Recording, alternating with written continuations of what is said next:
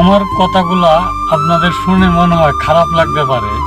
আসলে কথাগুলা বলার কারণ হলো, যখন ছোট ছিলাম তখন খুব ভালো ছিলাম।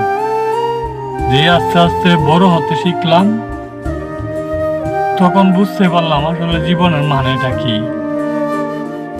যখন বাপ মায় বলতো, বাবা এখন বুঝতেছ না, বুঝবা, যখন বুঝবা তখন খুঁজেও আর পাবা না।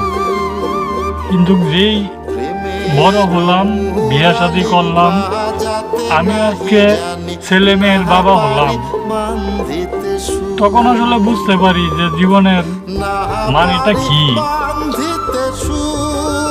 আসলে এই জীবনটা নিয়ে আমরা অনেক দ্বিধাদ্বন্দ্বে থাকি। মাঝে মাঝে একা একা বসে বসে ভাবি, কি ছিলাম, কি হলাম, কোথায় যাব, কি করব। আসলে কোনো কিছুই চিন্তা ভাবনা করে পাই না। মাঝে মাঝে আসলে খুব খারাপ লাগে জিনিসগুলা দেখা। যখন দেখি আমার সামনে দিয়ে একটা বৃদ্ধ বাবা রিক্সা চালায় কিংবা কাজ করে, তখন আসলে কাউরে বুঝানো যায় না এই নিজের ভাষাগুলা। তখন চিল্লায় কান্দেও শেষ করা যায় না। খুব কষ্ট লাগে জিনিসগুলা যখন দেখি। আজকে আমিও ছেলে মেয়ের বাবা হইছি, আমারও ছেলে মেয়ে হইছে।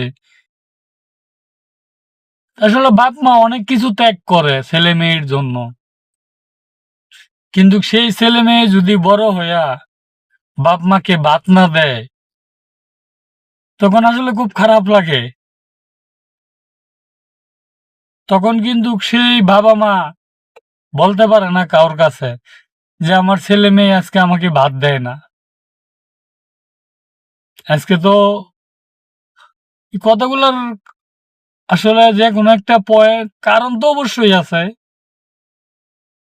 আমি যেমন আমার বাবা মাকে দেখি না, আমার ছেলে মেয়ে আমাকে কিভাবে দেখবে? আজকে আমি যদি আমার বাবা মাকে না দেখি, আমি কি আমার বাবা মার আমার ছেলে মেয়ের কাছ থেকে আমি কি সেটা আশা করতে পারি কখনো? কখনো না। তো এই জিনিসগুলো মাঝে মাঝে ভাবলে অটোমেটিক চোখ দিয়ে পানি চলে আসে, ধরে রাখতে পারি না।